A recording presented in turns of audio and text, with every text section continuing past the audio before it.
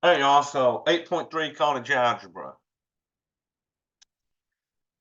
This section deals with polynomial division.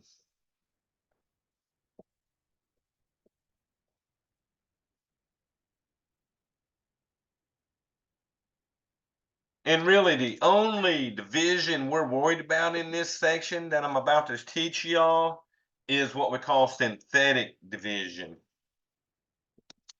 So we're going to learn synthetic division.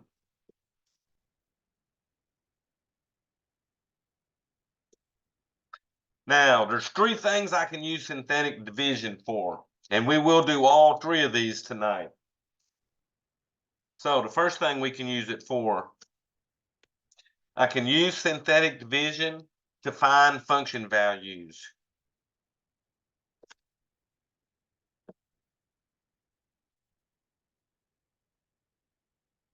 So like f of 3, f of 4. Another way that we can find function values is with this synthetic division. Second thing we can use synthetic division for is to test if a number is a zero of a polynomial. So we can test if a number is a zero of a polynomial.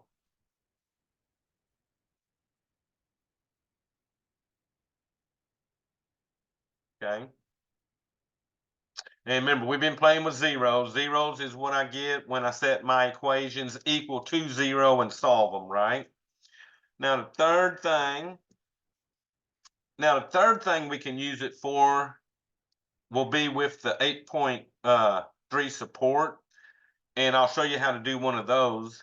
But we can use it to find the quotient and remainder.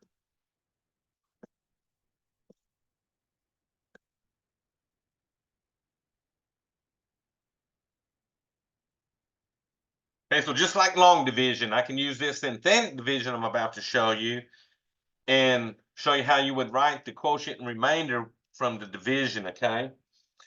So that's the three things. The first two, 8.3 college algebra covers. We're going to find function values using synthetic division, and we're going to test if a number is a zero of a polynomial using synthetic division. And then, like I said, I'll show you the third case when I do one of those support problems. So the first thing we're going to do, we're going to use synthetic division for finding function values.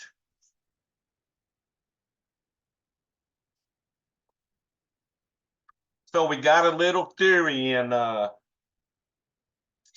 math that tells us that the remainder from doing synthetic division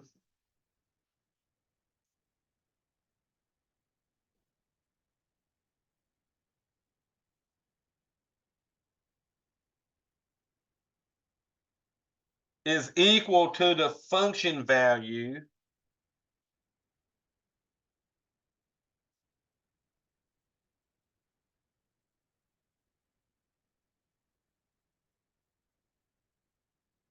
for a given number.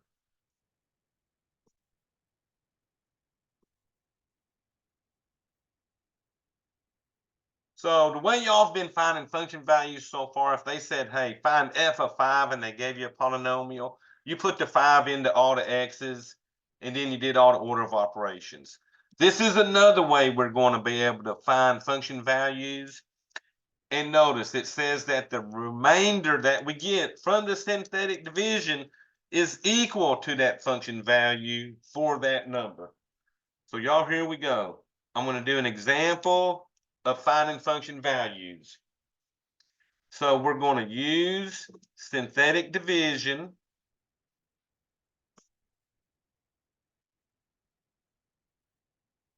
to find the function values.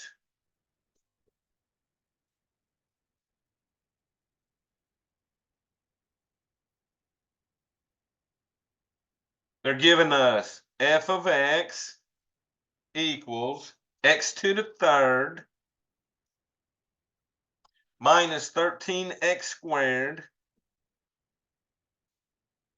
plus 52x minus 60. Now they want us to find f of 2, f of a negative 5, and f of 6. So that means I'm going to use synthetic division 3 times to find these 3 different function values for this polynomial. All right, so over here, I'm going to write the steps to do synthetic division and work it over here as I go through my steps with you. So listen, the first thing we do, we're going to write the coefficients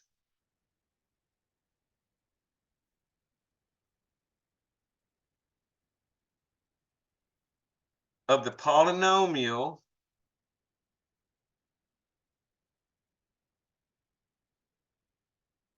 So I'm going to write the coefficients of this polynomial. Now remember, coefficients are just the numbers everywhere. Now, what you got to watch for is any missing terms. So like, I got an x3 term here, and then I got my x squared term, and then I got my x term, and then I got my constant number at the end. There's nothing missing in the descending order, but y'all, if you get one of these and there's anything missing, what we got to do, we would have to use a 0 for any missing terms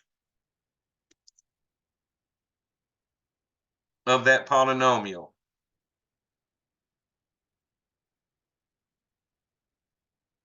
Now, the one in support that I'm going to do has this happen where I have to use a 0, but all the ones in the college algebra 8.3, there's no missing terms on any of those, okay? Now, write the coefficients. There's not a number in front of that x cubed, so that means it's a 1. The x squared term has a negative 13. The x term has a 52. And then my constant term at the end is a negative 60. So y'all, first thing, write those coefficients. Now, I'm going to draw a line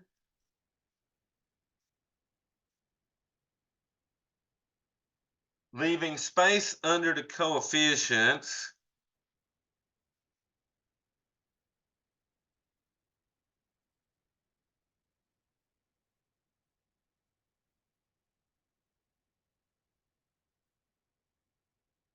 So I'm going to draw a line. I'm going to leave a little space in here under my coefficients. And then I'm going to box under the last number.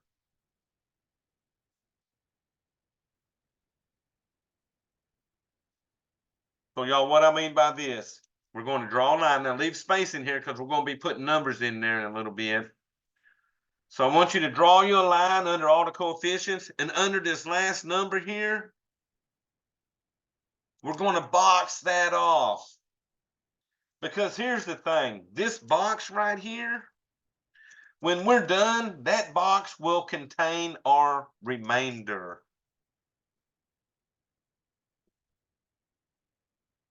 And remember what we just said up here.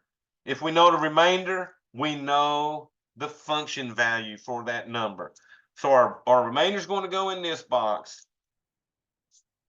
Now, what we do, we put like a little half box over here. And this is where we're going to put what we call our C. C is the number we're finding the function value of. So write C to the left.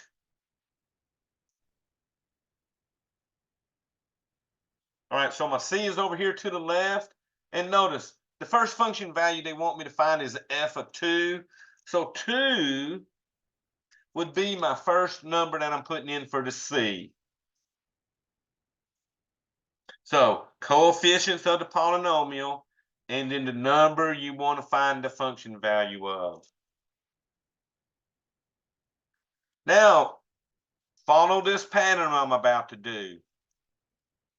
We're going to bring the first number down below the line. Well, my first number is a 1. So y'all, I'm going to draw an arrow because we're bringing this 1 down below the line.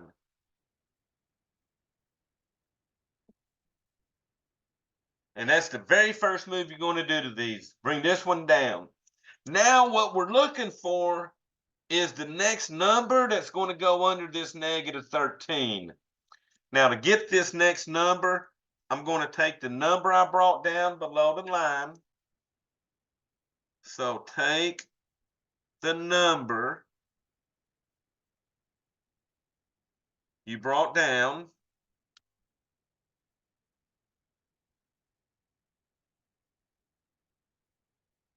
and multiply by C.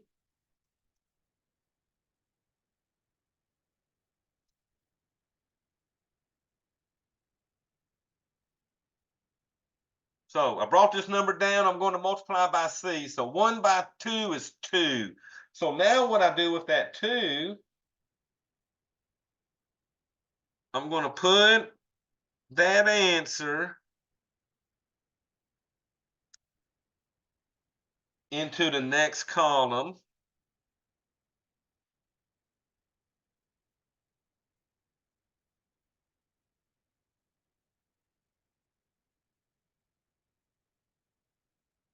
Okay? So take that number I brought down, multiply by C. 1 times 2 is 2. The 2 goes under the negative 13 in that second column there. So now I got a negative 13 and a 2. What we're going to do to that, we're going to add the new column.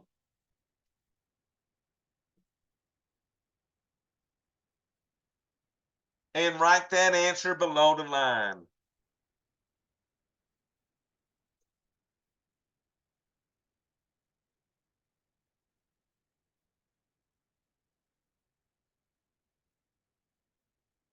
All right, y'all might need to bring that down a little bit.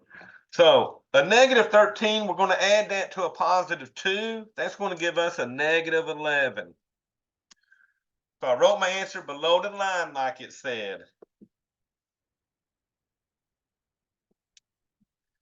So guess what? I got a number down here below the line. I need to get the next column's number. So what I'm going to do is repeat that process until we're done. So that means the number that was below the line, I multiplied by the C to get the next row or next column. So negative 11 times that 2 is negative 22. Now, remember what we're going to do to these numbers in this column now. We're going to add them together. So 52 negative 22 gives me a positive 30. And y'all, looks like I got one more number to find what's going to go under that negative 60. And the way I'm going to get that number, this 30 that's below the line is going to multiply by the 2. So 30 times 2 is 60. I've got my final column done. So once I add these together, I will have my remainder. Well, y'all, negative 60 and 60, that gives me a big 0. So what that tells me is that f of 2 equals 0. Now, if you put a 2 in for all them x's and did it the old way, guess what you'd get? You'd get a 0 for that answer, okay? All right, so we know what f of 2 equals. Then they say find f of negative 5. So guess what? C is now going to be a negative 5.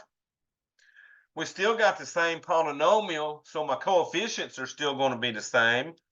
It's going to be 1, negative 13, 52, and negative 60. we're going to draw our line under here, and we're going to box off under the last number.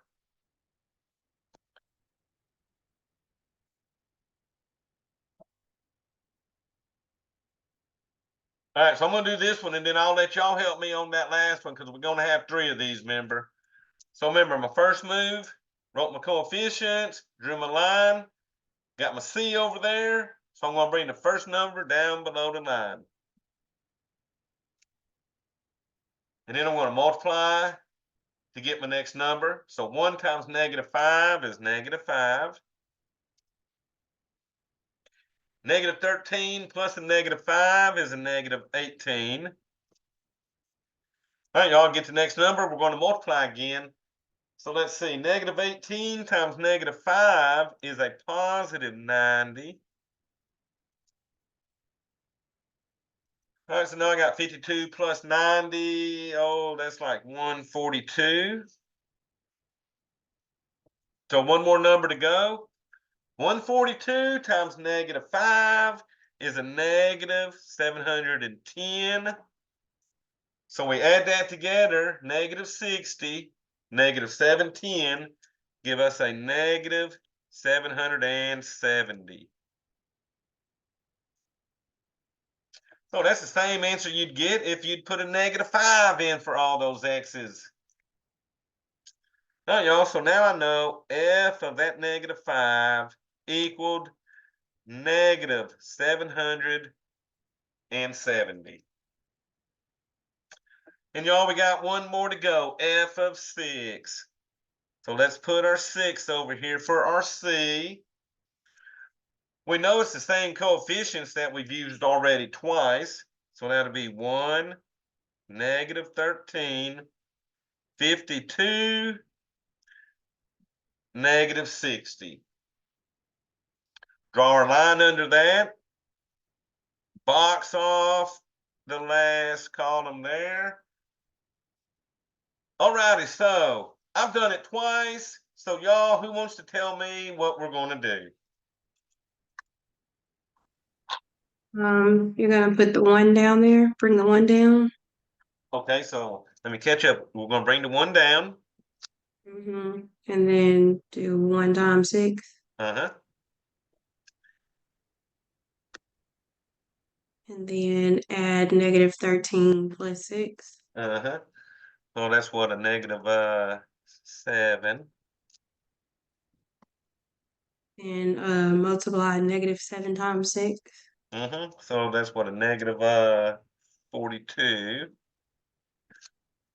And then add 52 plus -42. So that'd be what, 10. And then you're gonna add the 10 under the -60. Oh, I'm sorry, multiply the 10 times okay. 6. Sorry. Okay, there you go. So that'd give me what, a +60. There you go. And then add -60 and +60. That's what, a big old 0. All right, good job. So that means f of 6 equaled 0. And what's nice is that's how we're doing the rest of these problems in this whole little 8.3. You know, they're just synthetic division, and but we're going to use them to do different things. So this was finding function values, and y'all just remember function values equal that remainder. So now we're going to step into doing it for checking whether numbers are zeros or not.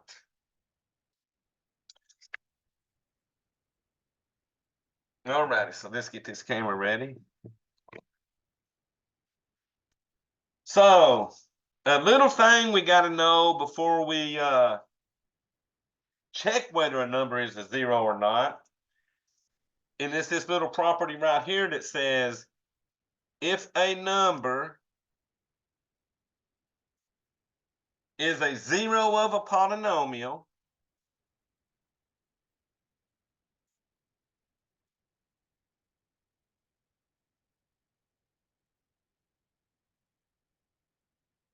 then the remainder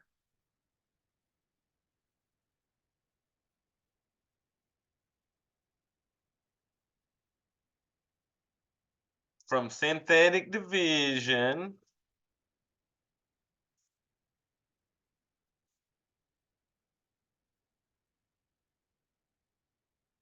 will be, well, let's think about it. If I'm checking to see if something's a 0 and they're giving me a number to check like a 5, if I run my synthetic division using that 5 as my C, if it's a 0, what do you think the remainder's got to be?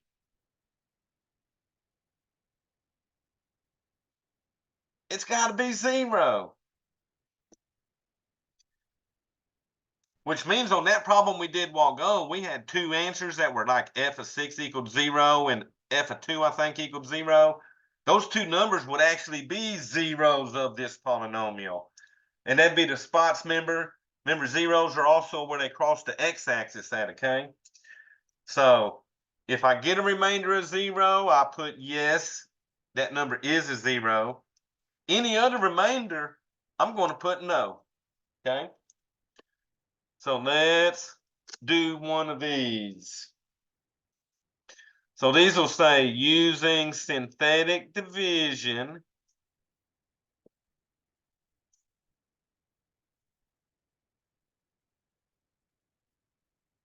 determine whether the numbers are zeros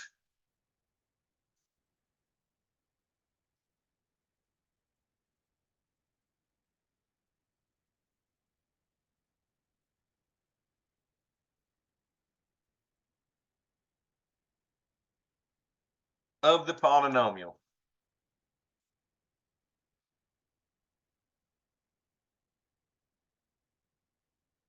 So what they're giving me -3, 2. So these are the two numbers they want me to check. And then my polynomial is f of x equals 2x to the third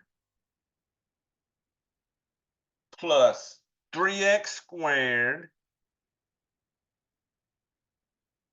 minus 5x plus 12. Now, when we find our C, we're going to do this twice. The first C will stay -3, and then the second C will be a +2. So y'all, let's see. See if we got any missing terms here. We got our x to the third, we got our x to the square, we got our x term, and we got a number. Nothing's missing, so let's write them out. 2, 3, -5, and then +12. I'm going to draw my little box and line. And then remember, my first C we're checking is that -3. So y'all, we're not looking but for one thing inside that box. If we're going to put yes, there better be a 0 there, okay? Oh, Samantha done wrote through there and said yes on that one. So let's check her and see if she's right. All righty, we're about to check you, Samantha. So here we go. We're going to bring that 2 down below the line. All right, now we're going to multiply 2 times -3. That's what, -6. All right, -6 and a +3 gives us a -3. All right, so we're going to multiply again. -3 times -3. That's what, a +9. All right, a -5 and 9. That's like 9 minus 5, which is 4. Oh, look at that. I think she's right, because look, 4 times -3 is going to give me a -12. And 12 minus 12 is a big 0. So good job. So on that one, you just say yes. And I think that when you say yes, because f of -3 equals 0, you got your 0 for your remainder. All right, so let's check out that other one. How about that 2? Samantha, you got that one done? All right, y'all, let me see what they get on that one. So it's a no on number 2. So let's check that one for. All right, y'all, let me write my numbers. 2, 3, -5, and 12.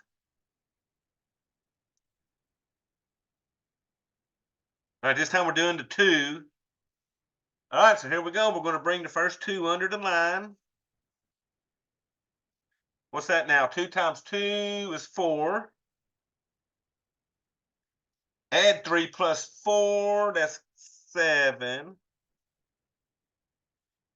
All right, y'all, 7 times 2 is 14. So what's that? 14 and minus 5, what's that? 9? Yeah, I don't think I'm going to get a -12 on this because 9 times 2 is what, 18? So I guess we're getting a remainder of, ooh, that's 30, right? So that is definitely not a 0. So you would definitely put no for that one. Okay, so now you got to put the answers on this one. It'll say like -3 is a 0 because f of -3 gave you a remainder of 0. And this one you'd put no because f of 2 gave you a remainder of 30. So I think that one you got to tell it why. All right, y'all. So I'm going to do one more of those where we're finding whether a number is a 0 or not. So we're going to use synthetic division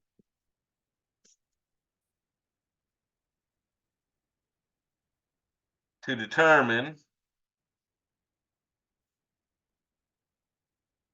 if -3/2 is a 0 of f of x equals x to the 3rd plus 5/2 x squared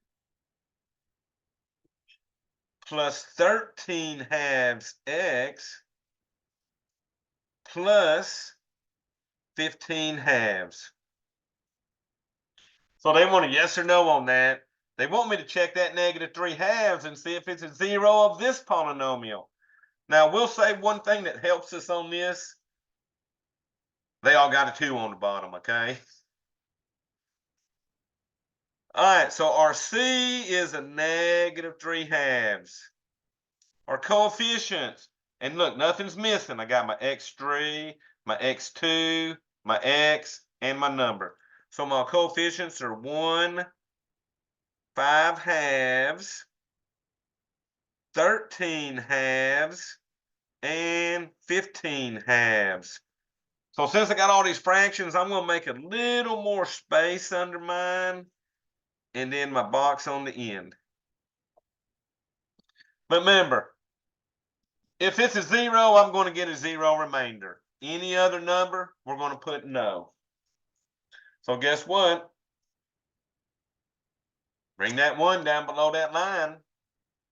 So now I got 1 times -3/2, which is a -3/2.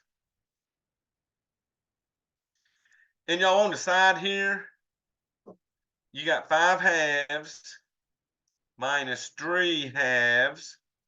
Well, remember when you're doing fractions, common denominator comes over first. And then you do the 5 minus 3 on top. So let's see, 5 minus 3 is 2. But y'all look at that. 2 over 2 will reduce to a 1. So 5/2 minus 3/2 left me 2/2, which was 1. Oh, so guess what now? I take that 1 times -3/2. That's going to give me a -3/2. So 13/2 minus 3/2. The bottom will be a 2 again. 13 minus 3 is 10 for this one. But y'all, 10 over 2 is a 5. So that brings me down with a 5. So now 5 times -3/2. So 5 times -3/2. Well, y'all, if you want to make your 5 look like a fraction, you can put a 1 under it. That way you remember that you're multiplying straight across. Top times top, 5 times -3 is what, a -15. On the bottom, 1 times 2 is 2. Oh, look at that, y'all. We got a -15/2. They had a +15/2 sitting there. So that means my remainder is definitely a 0. So that would be a yes.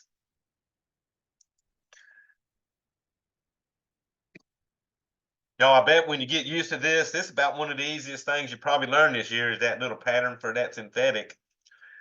All right, so let me show you one problem from support 8.3, and then we'll get into 8.4. So they say use synthetic division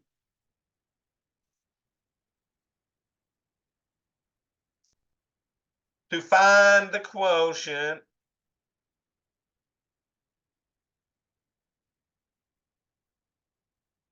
and remainder.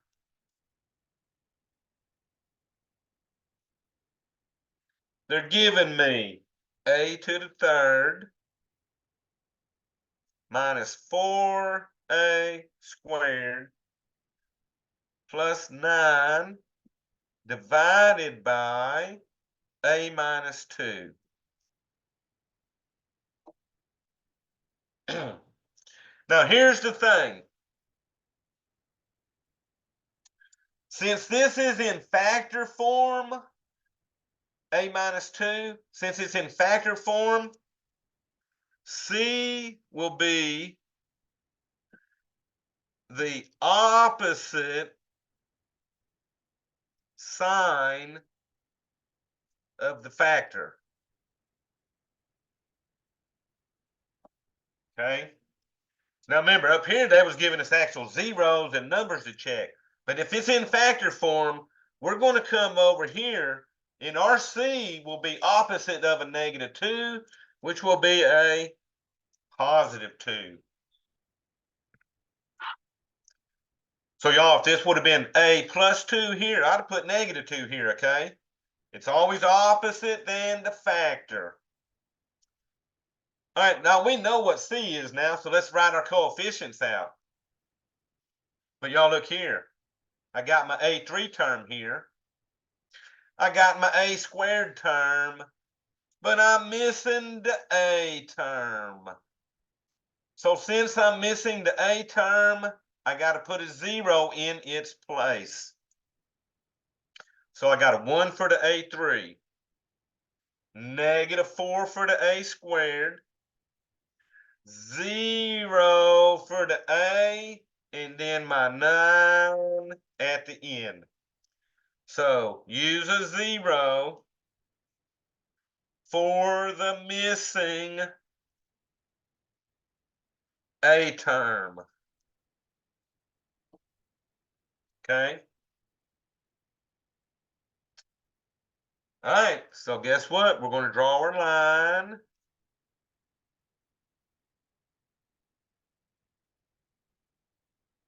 All right. Remember, that box will still be the remainder.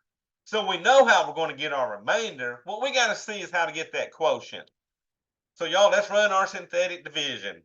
We're going to bring that 1 straight down. Then we're going to multiply, add until we're done, okay? So 1 times 2 is 2. -4 plus 2 is a -2. What's next? -2 times 2 is -4. 0 plus -4 is -4. And then finally, -4 times 2 is -8. 9 and -8 give me a remainder of 1. Now, y'all look here. These 3 numbers right here, These three numbers are what we call the coefficients of the quotient.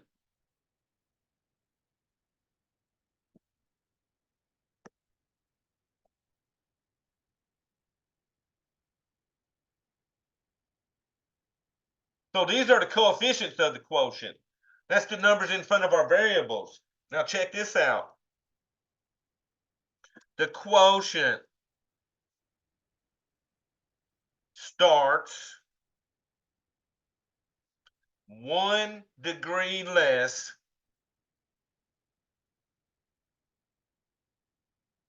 than the original polynomial.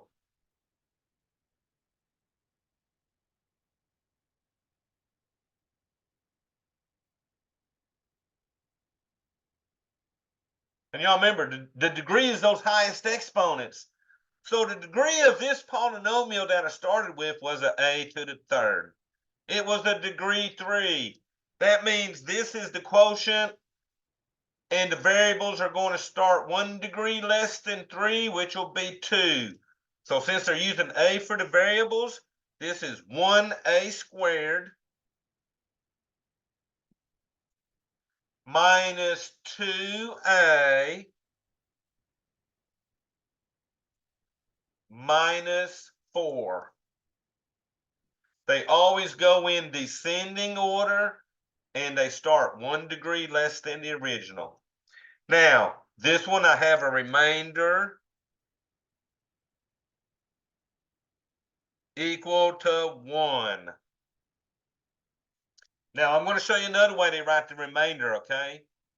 So this is one way they'll do it. You'll have the quotient and then put the remainder.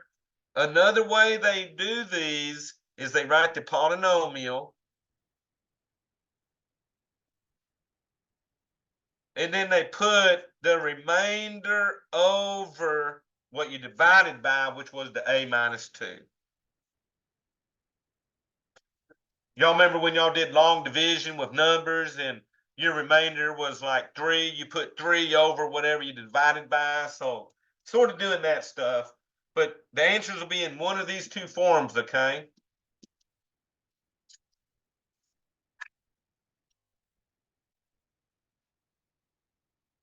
All right, y'all, that was 8.3, so we about to start 8.4. So I hope you like the FOIL, because we're about to do a lot of foiling in 8.4.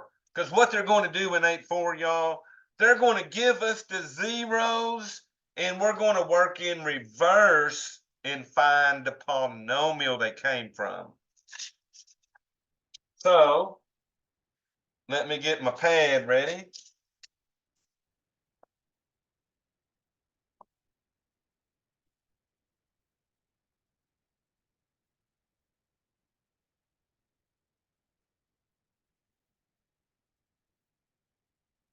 Oh, y'all saying no because of that foiling, I guess. Hey, it's not bad once you get used to it. So that brings us into 8.4. Theorems about zeros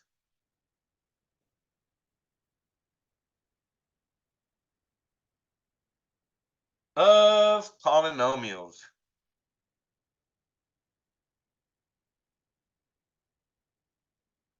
Now, we're not going to finish 8.4. It's a long section, but we should get through about y'all's first 11 homework problems doing this, okay? So I'm going to give you enough knowledge to do those first 11. And then we'll finish 8.4 next Tuesday, okay?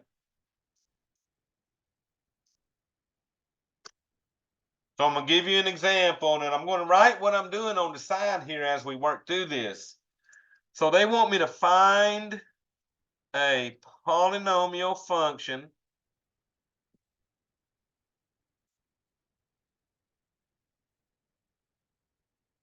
of degree 3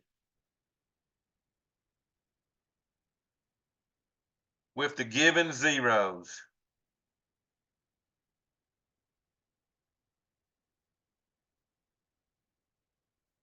And those given zeros are -2, 3, and -8. Now, let me tell y'all something. The degree of the polynomial, they're saying 3. If it's a degree 3, you got to have 3 zeros. Okay, the highest exponent always tells you how many zeros you got. So since you had 3 zeros, they're telling you you got to end up with like an x to the third as the biggest exponent. Now, if these are zeros, that means they're the answers of that polynomial when I set it equal to 0, right? So that means x equals -2, x equals 3, and x equals -8. Remember the other day I gave you stuff with parentheses and we had to do the multiplicity and you took all the factors and set them equal to 0? Well, we're going to go backwards from that, okay?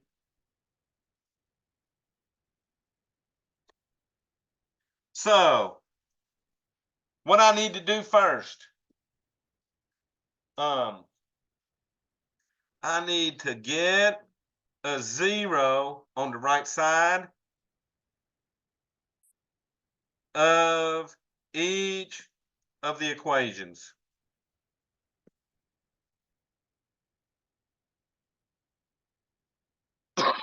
Well, if I want a 0 over here, I'm going to have to add 2 to both sides. So I'm going to add 2 to both sides. And I get my x plus 2 over here equal to 0. Then here, I need to subtract 3 from both sides. I get x minus 3 equals 0. And then finally, since that's a -8, I'll add a +8 to both sides. And I get x plus 8 equals 0. So see how I'm going in reverse? Before, y'all took all the factors like this, set them equal to 0 to solve them. Now what we're going to do, we're going to write each equation in parentheses as a product equal to 0. Because remember, before we got to this stage, we had stuff that looked like this. We had all these parentheses.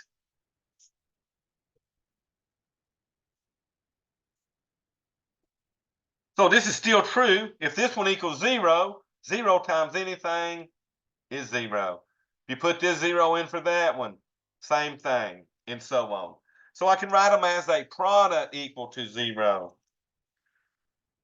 So to get to this point, y'all did what we had to do. Remember some factoring? We did that 4-term factoring and stuff like that. Well, to undo factoring and go the other way, you FOIL this stuff. So what I got here, I got 3 things I got to multiply. So y'all, I'm going to start with my last 2. And I'm going to FOIL those. So I'm going to come to the side and I'm going to figure out what the x minus 3 times the x plus 8 equals. Because then I'm going to bring down this x plus 2. And then whatever answer I get here, I'm going to throw in the next parentheses, okay? So let's FOIL this. X times x is x squared. X times 8 is 8x. -3 times x is -3x. And y'all finally, -3 times 8 is a -24. So all I'm going to do is add the like terms so that I get an x squared. 8 minus 3 is 5x minus 24. We can now put that into the second parentheses.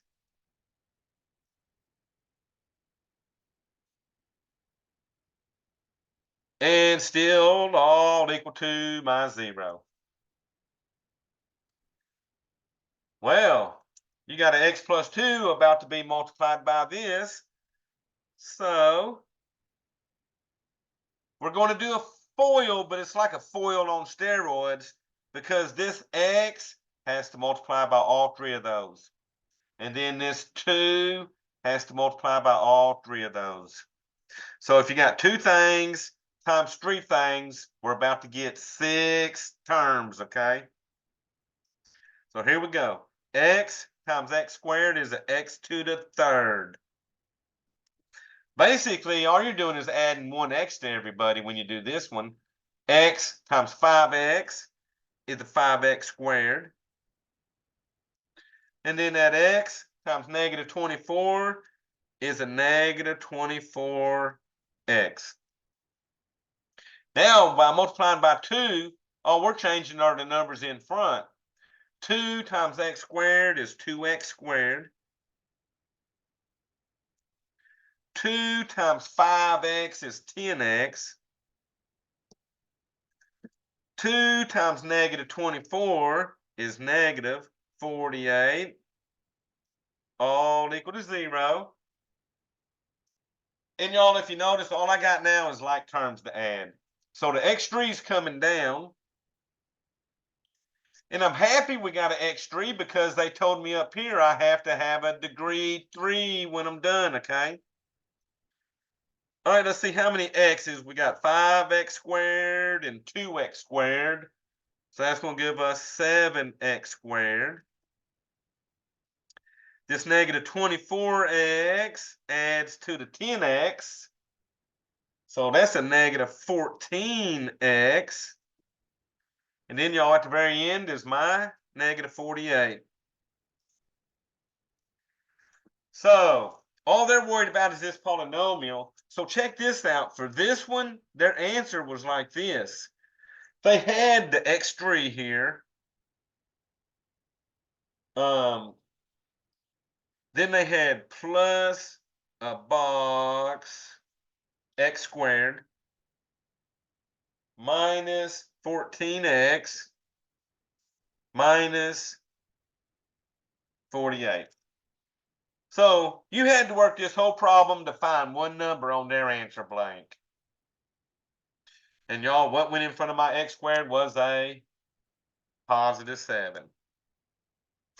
But you're happy when everything else matches what they had on their answer, okay? All right, y'all, so see what I meant by the foiling, right? And y'all, this ain't even the worst ones yet. Now the next 2 ain't bad. But what's after that sort of gets pretty, well, a lot of foiling on one of them, okay? Oh, so let's see what y'all remember about these. We're going to write a polynomial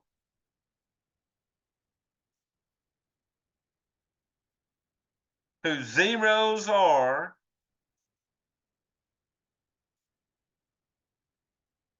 2, 4i, and negative 4i.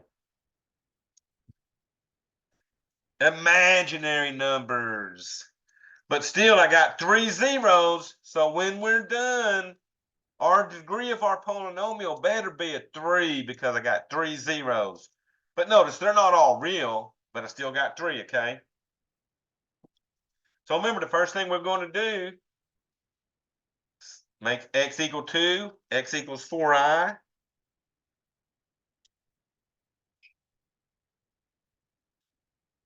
X equals negative 4i.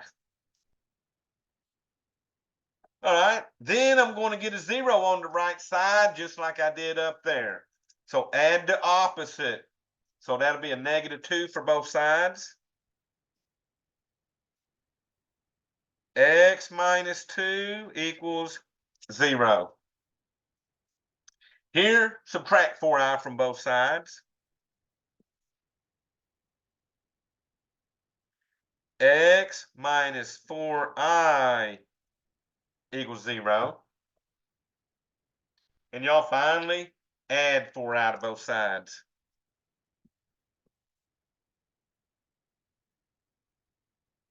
And I get x plus 4i equals 0. So I've got my three equations. Now we're going to put them all in parentheses, okay?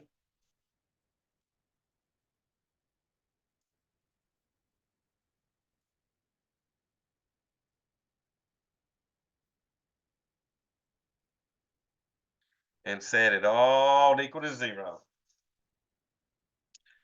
Okay, so I'm picky on this one. Up here, it didn't matter what two you multiplied first. You'd have got the same answer. But on this one, I'm picky because I've got this imaginary stuff. So what we're going to do on this, and I'm going to start by foiling the imaginary stuff together. So we'll bring down our x minus 2. And we're going to go to the side and foil this. X minus 4i times x plus 4i. Now y'all look at this. These are what we call conjugate pairs.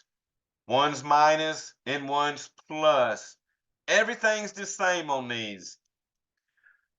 So if you multiply conjugate pairs of imaginary numbers like this, the I is about to go away. So y'all watch how that's done. I'm going to FOIL it first. X times x is x squared. X times 4i is a positive 4i x. Negative 4i times x is a negative 4i x. And then a negative 4i times a positive 4i is a negative 16i squared.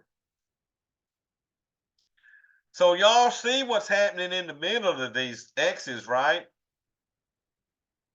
These like terms right here in the middle, positive 4i, negative 4i, they're going to cancel.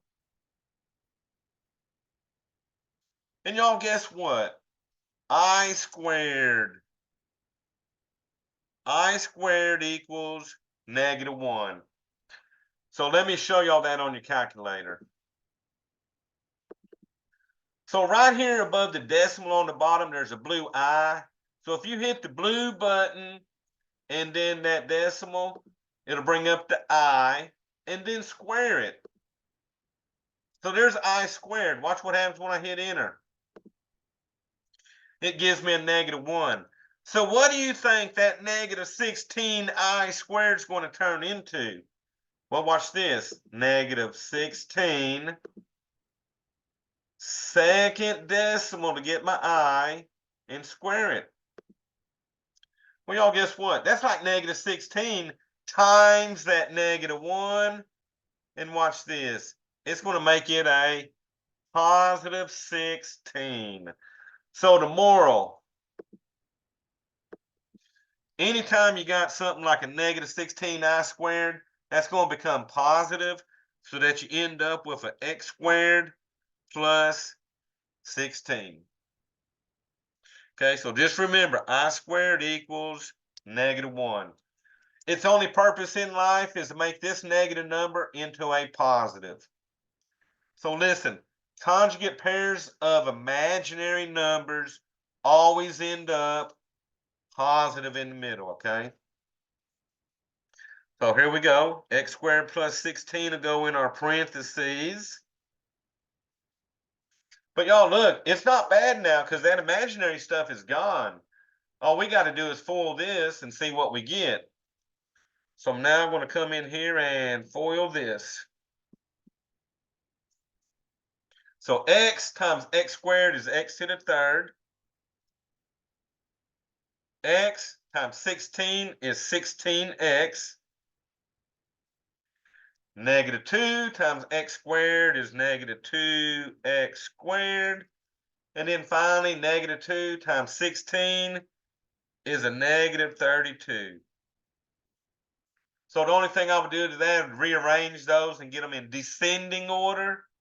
Put the x squared and then the x, so that I get an x to the third minus the 2x squared plus the 16x minus the 32. And I think on the answer blank on that one, you had to put in the 2, the 16, and then the 32. They already got the signs there, so you're just putting in the numbers, okay? So put them in order and then see what numbers they want in their boxes.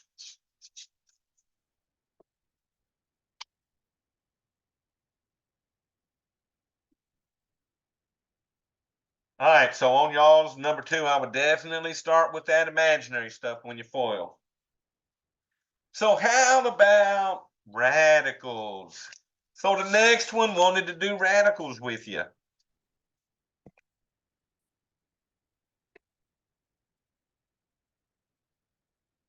So I'm going to find a polynomial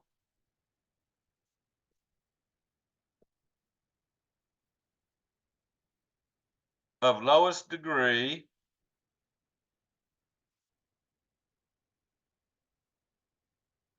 with zeros of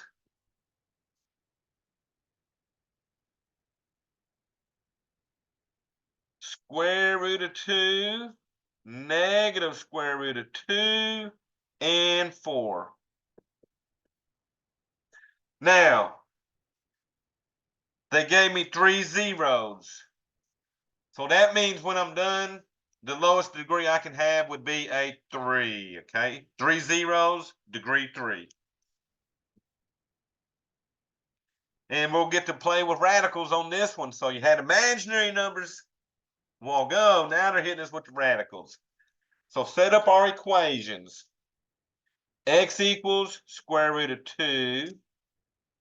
X equals negative square root of 2. And x equals 4.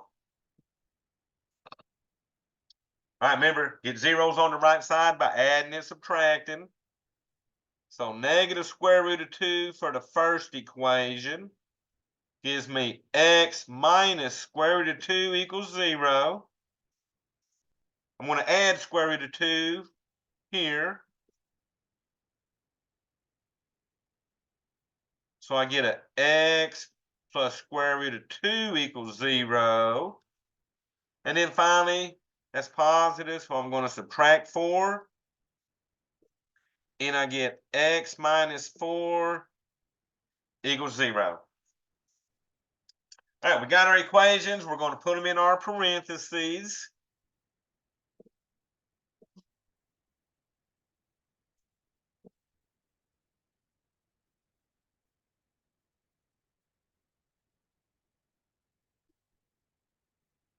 All right, so a while ago, I wanted to start with the imaginary stuff. On this one, I want to start with this radical stuff.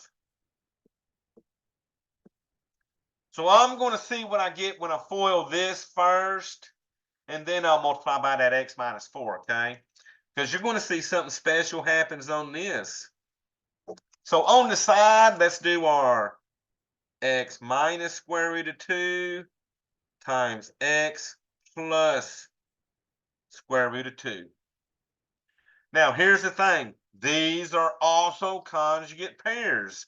They look exactly the same, except one's being subtracted, one's being added. Just like the conjugates of the imaginary, okay? So what's going to happen, you're going to see these radicals disappear since these are conjugates. All right, here we go. X times x is x squared. X times square root of 2 is a positive square root of 2 times x. Now we do the inside. Negative square root of 2 times x is a negative square root of 2x. And then a negative times a positive is a negative square root. Well, square root of 2 times square root of 2 is a square root of 4. So the numbers under the radicals multiply when you're multiplying those, okay? And actually, there's a little property on these radicals here that says a square root times itself equals the number under the radical. So like we had a square root of 2 times square root of 2. We made that a square root of 4. But really, what's the square root of 4? Because my next step, I'm going to write that as a 2. So square root of 2 times square root of 2 in the long run is going to make that a 2, okay? All right, remember, positive square root of 2, negative square root of 2, those like terms cancel. So I bring down my x squared. And then it's minus square root of 4, which is 2. Okay? So just remember, square root of 4 equals 2. Well, I can replace the first 2 with this now. So that gave me a x squared minus 2. Now I'm going to bring down my x minus 4. And y'all, guess what? I'm going to FOIL this.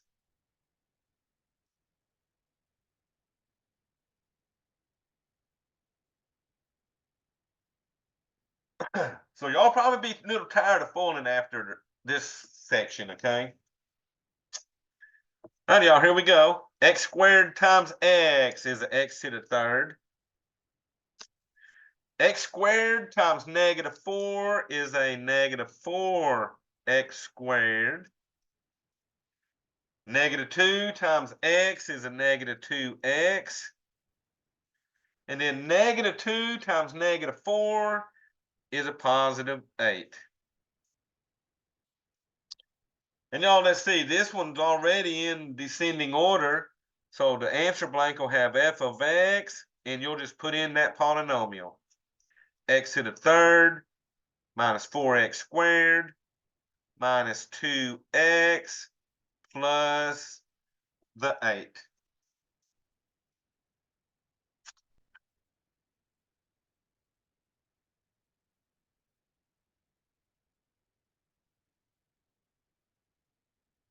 All righty.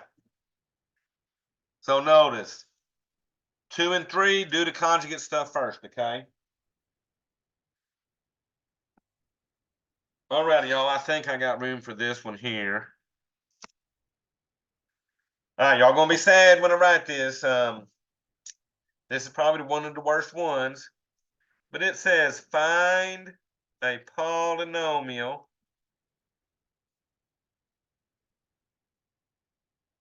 of degree 7 with -1, a 0 of multiplicity 3,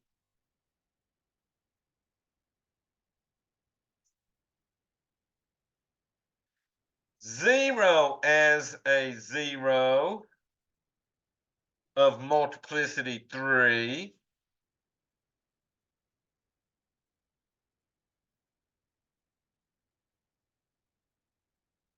and 1 as a 0 of multiplicity 1.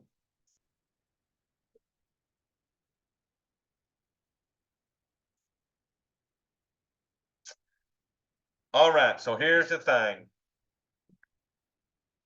Remember, multiplicity tells me how many times a 0 occurs. So they said -1 is a 0 of multiplicity 3. That means -1 is the answer 3 times. So we're going to have x equals -1, x equals -1, x equals -1. Then they said, hey, 0 as a 0 of multiplicity 3. So that means 0 is an answer 3 times. X equals 0, x equals 0, x equals 0. And then finally, 1 as a 0, multiplicity 1. So 1 happens 1 time. So I'll put my x equals 1. So 7 zeros, you better have 7. I mean, if it's a degree 7, you better have 7 zeros, okay? Now, let's get a 0 on the right side. But guess what? There ain't nothing to do to these 3 right now because they already got a 0 on the right side. So what we need to do is work on these first 3 and the last one. So since all these 3 are negative, we're going to add 1 to each equation. You'll get an x plus 1 equals 0. X plus 1 equals 0. X plus 1 equals 0. All right, these 3 are already done. The last one, we'll subtract 1 and get x minus 1 equals 0. All right, remember, next step, put everything in parentheses. But y'all, let me show you a trick. These single x's, I'm putting them in the front. I'm going to put my x times x times x. Then I'll put everything else in parentheses. X plus 1, x plus 1, x plus 1. And then at the end is my x minus 1. All equal to my 0. Now remember, I got to have 7 x's. 1, 2, 3, 4, 5, 6, 7. So, x times x times x. I can write that as a single x, can't I? And throw an exponent up there. So an x times the x times the x. We're going to write that as the x to the third. Now, what I'm going to do on this one, over here on the side, what I would do, I'm going to FOIL this first 2 together first. X plus 1 times x plus 1. And we'll get that answer. Then we're going to FOIL these 2 together.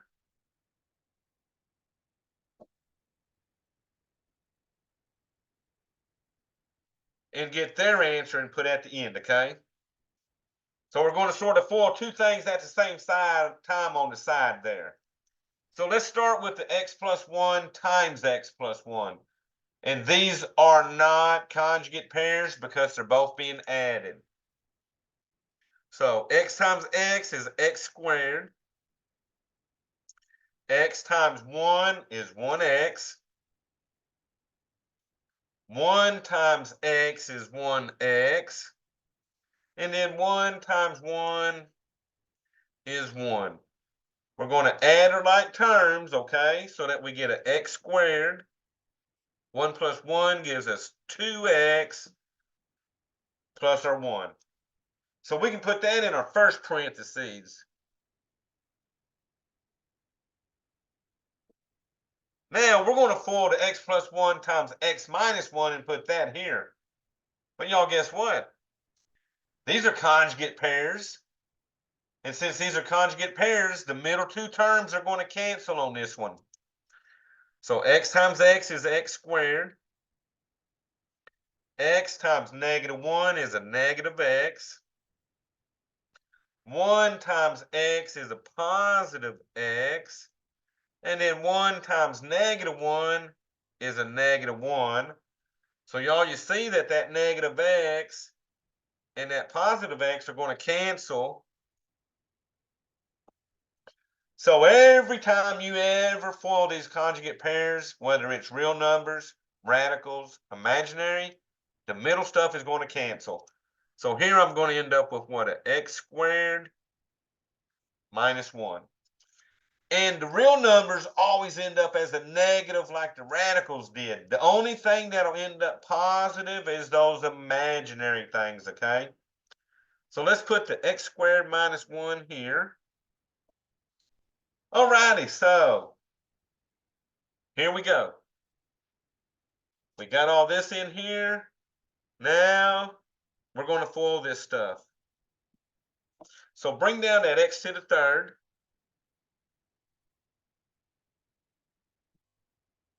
And then let me foil this stuff on the side. Now y'all check this out. I got 3 things times 2, but I'm going to put the 2 things in front when I foiled it. I'm going to do the x squared minus 1 times the x squared plus 2x plus 1. I always like the smaller stuff in front when I distribute, but y'all, you can go either way. As long as all 3 of these multiply by all 2 of these, okay? All right, y'all, watch this. X squared times x squared. Well, that's going to give me an x to the 4th. X squared times 2x is a 2x to the 3rd. So I'm basically just adding the exponents, and you got to treat that x like it's got a 1, okay? All right, x squared times 1 is x squared. Now we're just going to multiply all 3 of these by that negative 1. Negative 1 times x squared is a negative x squared. Negative 1 times 2x is a negative 2x. Negative 1 times 1 is a negative 1. Oh, y'all, I do see one thing that looks like this one part right here is going to cancel the x squared and the negative x squared. So this ends up with an x to the 4th, 2x to the 3rd, minus the 2x minus 1. I'm now going to put that right here to replace this.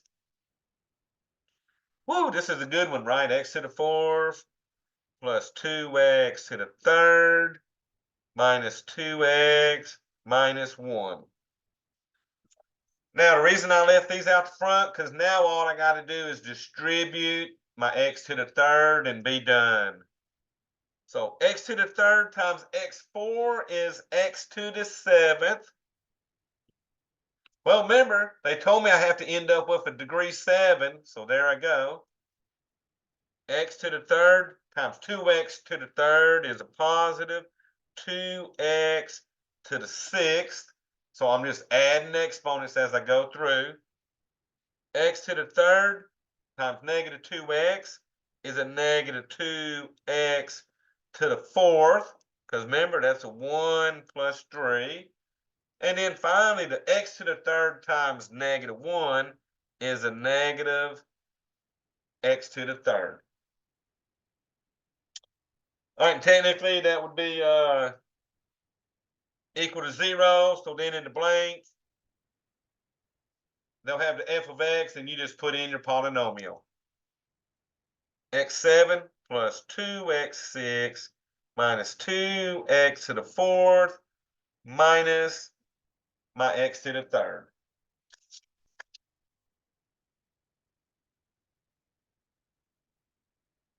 Well, that's going to be one of your funnest questions, probably. All right, y'all. So let me show you another one of these, and then I'll show you a couple properties. So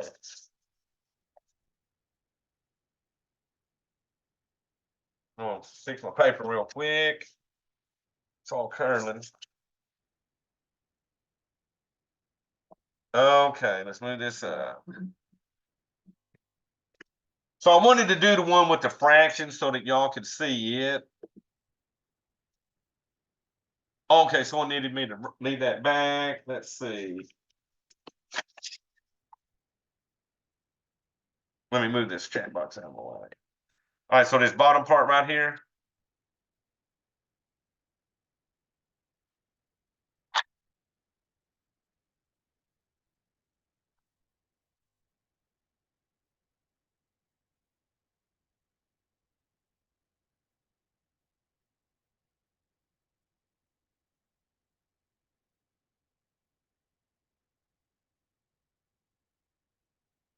All right, let me see my chat. I think they're ready. Okay, good job. All righty, y'all. So let's go on to the next ones. So we're going to find a polynomial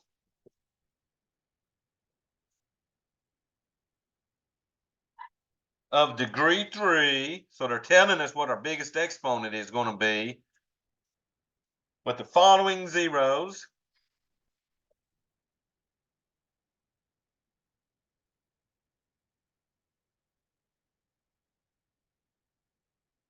Of negative 1/3, 0, and 5.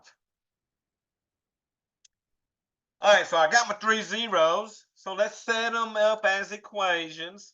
X equals negative 1/3. X will equal 0. And then X equals 5.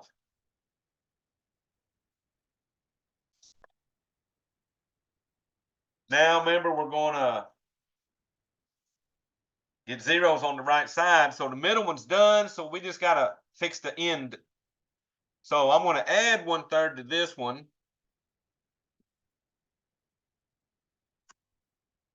So I get X plus 1/3 equals 0. And then the last one, I'm going to subtract my 5 and get X minus 5 equals my 0. So remember, the single X I'm going to put in the front again. I always put my single X's in the front so that I get my X times my X plus 1/3 times my X minus 5. All of that, y'all, is going to be equal to 0. So this one, I'd probably do like I did the one with the 7. I would start with this stuff, and then we'll play with that X last. So we're going to FOIL these two, and we're going to come to the side over here and do our X plus 1/3 times our X minus 5. All right, so I'm going to do X times X is X squared. X times negative 5 is a negative 5X. The 1/3 times X is a 1/3 X. And then the 1/3 times the negative 5 is a negative 5/3. Remember, that's like 1/3 times a negative 5, but I'd probably put a 1 under that negative 5 and multiply straight across, you get negative 5/3, okay? Well, the trouble on this one is figuring out them like terms in the middle. That's a negative 5 plus a 1/3. So, y'all guess what? We got a calculator sitting right here that can do a negative 5 plus 1/3, which is 1 divided by 3. Now, when you put it in at first, it'll give you a decimal. But I'm going to turn the decimal back into a fraction by hitting math and enter. So enter, it tells me it's going to turn my answer into a fraction. Hit enter again. So that equals a negative 14/3, okay? Now, if you wanted to do it by hand, you'd have to turn this 5/1 into a 3 on the bottom. So 1 times 3 on the bottom is 3. You got to multiply top by 3 also, which makes 15. Negative 15/3 minus 1/3 is where they got the negative 14/3, okay? So remember, ain't that what my calculator said? Yeah, negative 14/3, okay? So that turns into X squared minus 14/3 X minus 5/3. I'm now going to replace those with that. So bring down my X and then put in my X squared minus 14/3 X minus 5/3. All right, equal to 0. So y'all, the last step, distribute that X. X times X squared. There's my degree 3 x to the third, x times negative 14 thirds x is what? A negative 14 thirds x squared. So I'm basically just adding the x to everybody. X times negative 5 thirds is a negative 5 thirds x. All right, now just remember, Math Lab is just going to want the polynomial. So they'll have the f of x equals, throw in your polynomial, and be done.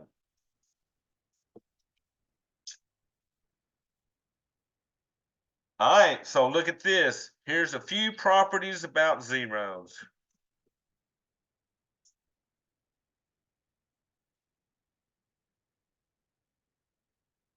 And there's only two I'm going to look at. The first property says that imaginary zeros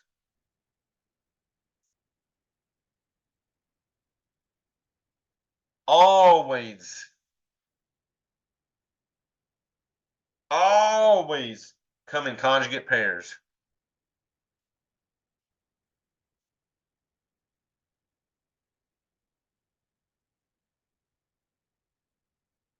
So what they mean by that?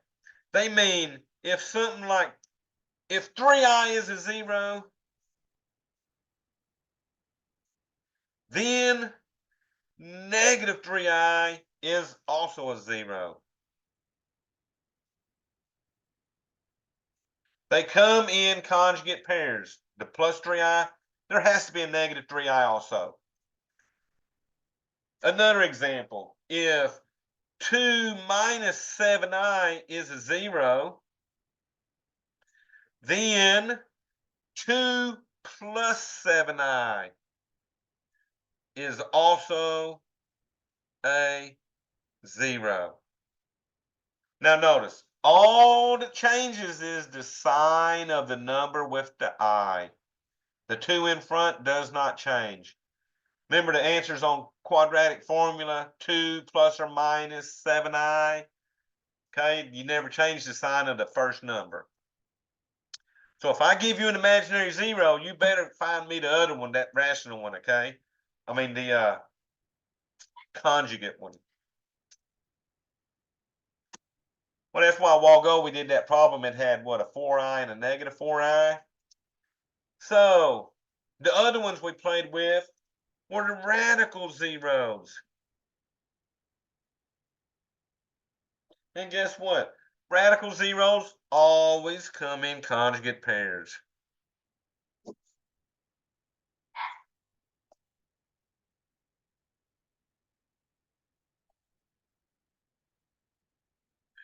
Okay? So that means is this. If, well, remember a while ago we had that one, it had a square root of 2 and a negative square root of 2 because they're conjugates. So if a square root of 5 is a zero, then negative square root of 5 is also a zero. Now, sometimes they're wrote with two numbers too. So if you had something like 8 minus square root of 3, if 8 minus square root of 3 is a zero, then 8 plus square root of 3 is also a zero. So just like on the imaginary stuff, the only sign that changes is in front of the radical, okay?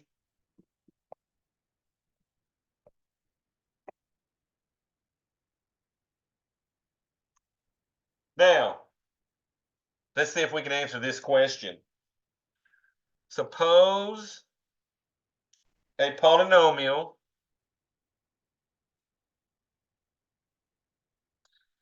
degree 4 has given zeros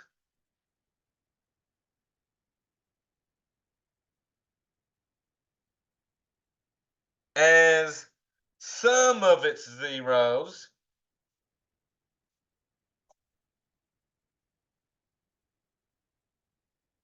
They say, find the other zero.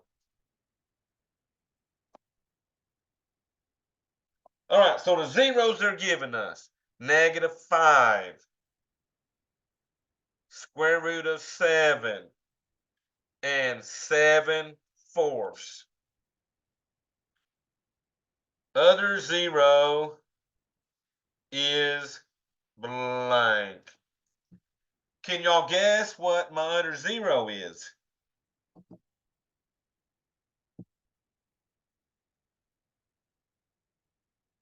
So I gave you 3 of the 4. They want y'all to give us the other zero. And it comes from this info I just gave you.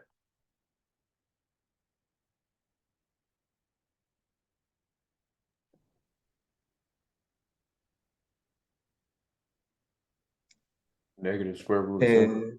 All right, there you go. Negative square root of 7. So let me see what my chat was about to say.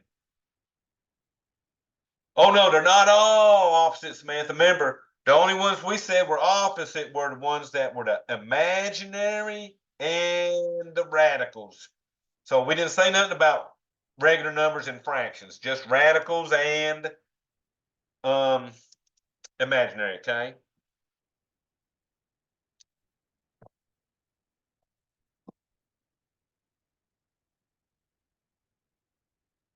All right, same question. Suppose the polynomial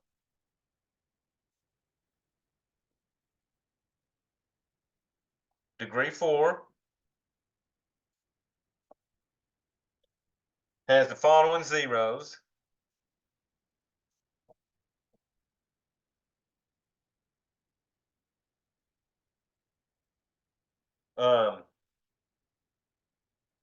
And then you're going to find the other zeros.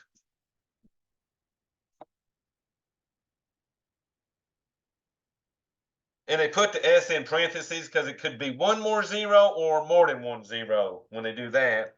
Now, the ones they're giving me are a -I and a 7 minus square root of 11.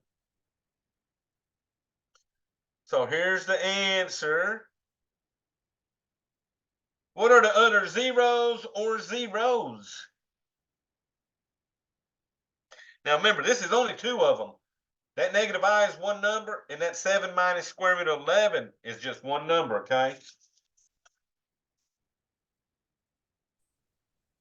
7 plus square root 11. Okay, 7 plus square root of 11. And what was the other one? Would it just be Positive I. It'd just be an I. There you go. Perfect. So, y'all, that's the trick on those few. You're just changing the signs on the ones that are imaginary and radical, okay?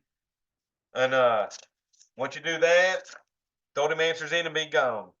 Now, let me show you why you had to learn that real quick. So remember a while ago, all we did was what? FOIL and find polynomials a while ago. So this one will be like your 10 and 11. So I'm going to do the harder one. So check this out. The reason y'all had to learn what we just did for those last few problems. We're going to find a polynomial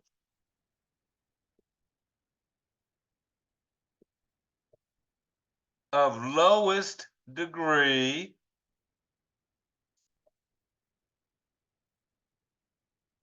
Oh, they're not telling me what my degree is because they don't want to give away. But they just said it's got to be the lowest degree I can do that has zeros of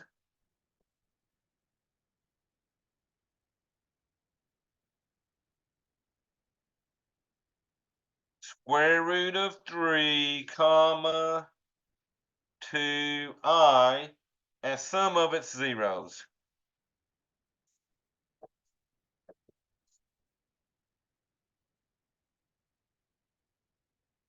So they're not telling me what my degree is when I'm done. And they're only giving me 2 of the zeros.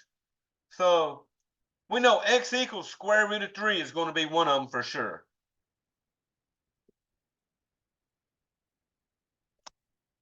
I know x equals 2y is going to be one of them. But is that all of them? No, because we just said a while ago that if a positive square root of 3 is a 0, then the negative square root of 3 is a 0. Right? We also said if this 2y was a 0, then a negative 2y also has to be a 0. So if they give you a radical 0, you better add its opposite.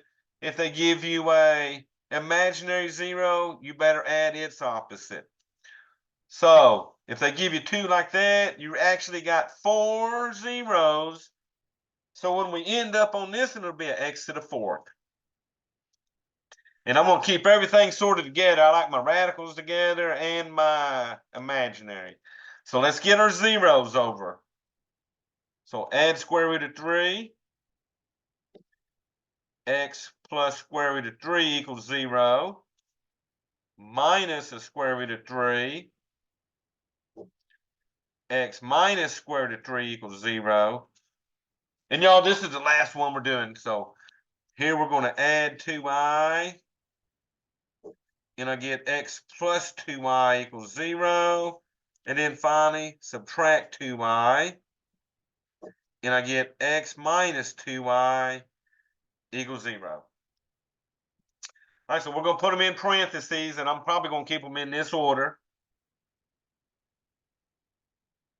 X plus square root of 3, x minus square root of 3, x plus 2y, x minus 2y. All of that will be equal to 0. Now, I'm going to show you, I'm not going to put all this on the side. I'm just going to sit here and FOIL these two and then FOIL these two.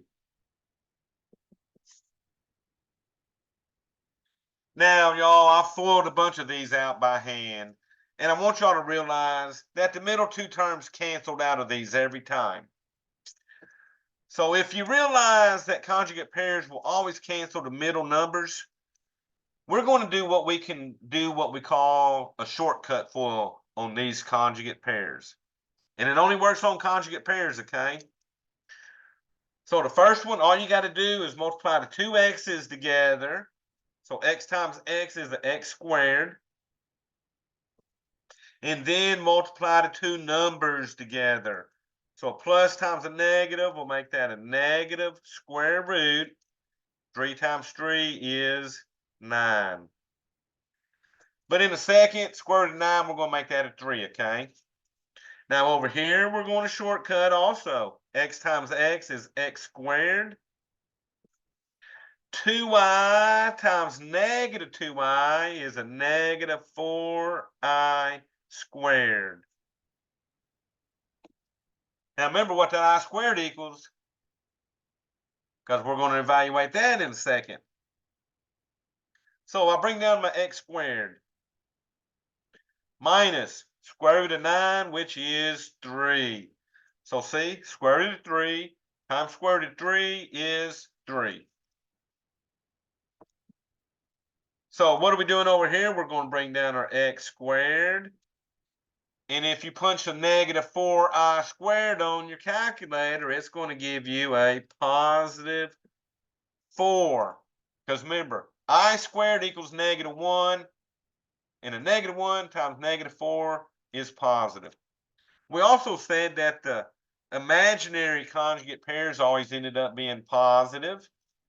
The radicals always ended up being negative. All right, y'all. So now 2 things times 2. We're going to FOIL these. All right, so here we go. X squared times x squared is a x4. X squared times 4 is a 4x squared. Negative 3 times x squared is a negative 3x squared. And then negative 3 times 4 is a negative 12. So let's see. Ooh, looks like I got to add like terms on this one. So I'm going to bring down my x4. 4x squared minus 3x squared is just a positive 1x squared minus my 12 equal to 0. So let's see. On that one, just punch your little polynomial in the box and be done. So y'all, this covers 8.4 up to number 11, okay? Let's see. We come back Tuesday. Tuesday, we'll pick up from number 12 and go on. Now, I will say this. It's not going to be a lot of the foiling left. What'll be left on this section is doing synthetic division again. So it gets back into synthetic division instead of foiling, okay? Alrighty, y'all. So anyone still copying?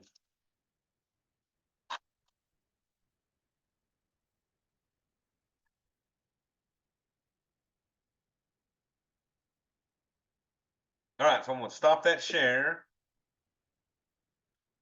And then now the support for 8.4 is just a lot of foiling, but I wanted to show y'all some stuff on here. So let me share that screen real quick. So the 8.4 is going to be a lot of foiling like we've been doing. I wanted to show you what to do with these imaginary numbers. So this negative 4i times this negative 2 plus 8i. I'll do this by hand, but these can be done on the calculator really quick. But by hand, negative 4i times negative 2 is a positive 8i. Whoops, I don't need that positive. So it's an 8i. And then negative 4 times 8i is a negative 32i squared. But remember, I squared equals negative 1. So it's going to make this into an 8i plus 32. Now, the answer they wanted in this form, a plus bi. So you'd have to make this 32 plus 8i. Now, let me show you. If you punch this in the calculator, it'll give you the answer in the right order. So I'm going to show you how to do that. So I'm going to share my calculator. So let me clear that screen. So I had negative 4i. So I'm going to do negative 4. I is the dot, remember? So hit the blue and then the decimal. Then you got parentheses right above the 8 and 9. So there's your parentheses. Punch in your negative 2 plus 8, and then second decimal to get the I, and close those parentheses. So y'all watch this. When I hit enter, I get 32 plus 8i. So that calculator will knock out problems 3 through 6 really quick. And you can punch them in like they look. This one down here says solve for x. On that one, you're doing the quadratic formula.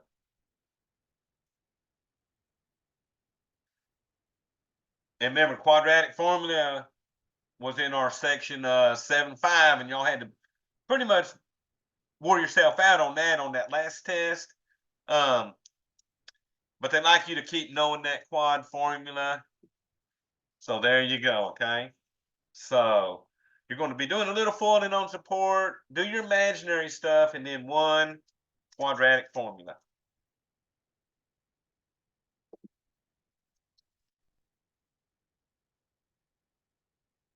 All right, y'all, let me see. All righty, so I think that's all I got. So I'm actually going to stop my recording for this long video.